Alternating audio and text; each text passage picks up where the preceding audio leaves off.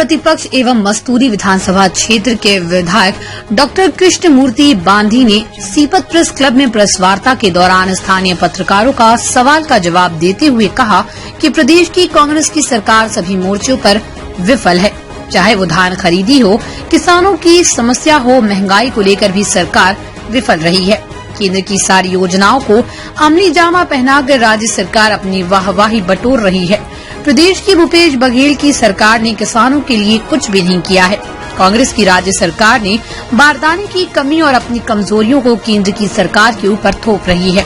वार्ता के दौरान उपनेता प्रतिपक्ष एवं मस्तूरी विधानसभा क्षेत्र के विधायक डॉक्टर कृष्णमूर्ति बांधी ने अपनी बात कही। पर छत्तीसगढ़ ऐसा है, जब से कांग्रेस की सरकार ने धान खरीदी की प्रक्रिया अपने कार्यकाल में किया है, सिवाय परेशानी के और भी कुछ नहीं बढ़ा है। 18 में जब धान खरीदा तब परेशान हुए, अभी 20 में खरीदा गया तब भी परेशान थे, जो आज तक के पैसा किसानों को नहीं मिला। आज भी बारदाने की कमी है, अर्थात किसान की बारदाने की व्यवस्था की जो सरकार की घोषणाएं हैं, योजनाएं हैं, वो फेल हो गया है। बारदानों को खरीदने के लिए पूरे देश में एक संस्था होती है, कलकत्ता का जूट मिल, जिसको एडवांस में पैसा दिया जाएगा तभी वहां से बारदाना हमको रिलीज होती है। लेकिन एडवांस देने में कांग्रेस की सरकार पीछे रहती है और राजनीतिक बात करने में आगे रहती है, और इस तरीके से समय से इनकी उपलब्धता नहीं हो पाती। इनकी दोहरी नीतियों के कारण ही, भ्रम फैला के रखने के कारण ही आज किसान भरपूर मात्रा में परेशान है। आज स्थिति है कि हमने इसी संदर्भ को लेकर के 11 तारीख को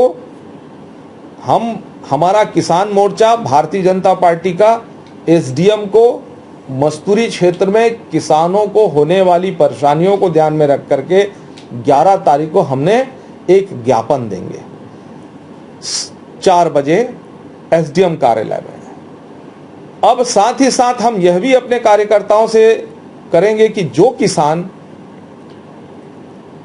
पंजीयन को लेकर के, रकबा को लेकर के परेशान हो, तो उनके लिखित आवेदन नाम नंबर सहित हमारे कार्यकर्ताओं को जमा करा दें और उनके माध्यम से इनकी समस्याओं का जो आवेदन पत्र है सरकार तक एसडीएम कार्यालय के माध्यम से हम पहुंचाएंगे।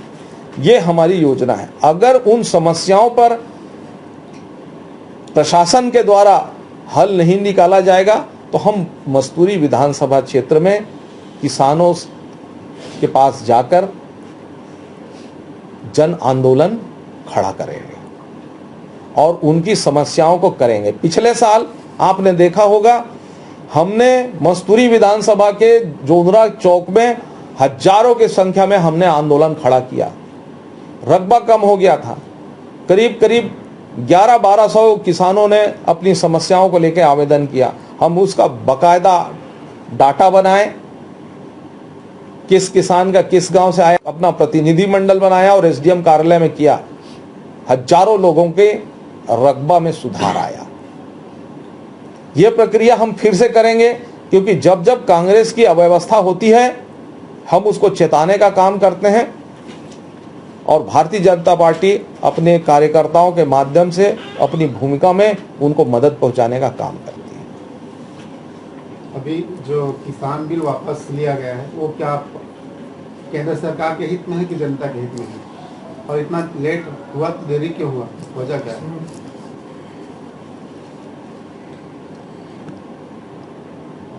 ये तो जो किसान बिल वाला अपना क्षेत्रीय बिल से अलग है, अपन तो विधानसभा के विकास खंड में सोच रहे हैं। लेकिन फिर भी आपका एक प्रश्न है कि जो 3 कानून हैं, हम सब अच्छी तरीके से जान रहे हैं। मोदी जी ने स्पष्ट शब्दों में भी बात कहा था कि हम कुछ किसानों को समझाने में असफल रहे,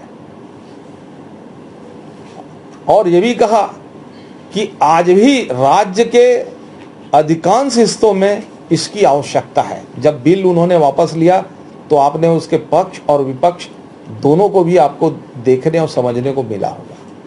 लेकिन मोदी जी ने इन बातों को ध्यान में रखते हुए क्षमा के साथ, उदारता के साथ इस बिल को उन्होंने वापस लिया, यह कहते हुए कि हम कुछ किसानों को समझाने में सफल नहीं हो पाए। राष्ट्र से उन्होंने माफी मांगी। अभी वर्तमान सरकार आने वाले दिनों में 2800 रुपये में समर्थन मूल्य पर धान खरीदने की बात कही है। क्या आपकी सरकार जैसे आएगी तो आप भी 2800 रुपये समर्थन अपने घोषणा पत्र में शामिल करेंगे या फिर इससे कुछ और अलग करना चाहेंगे? आप समर्थन मूल्य में कांग्रेस के 250 रुपए को देखेंगे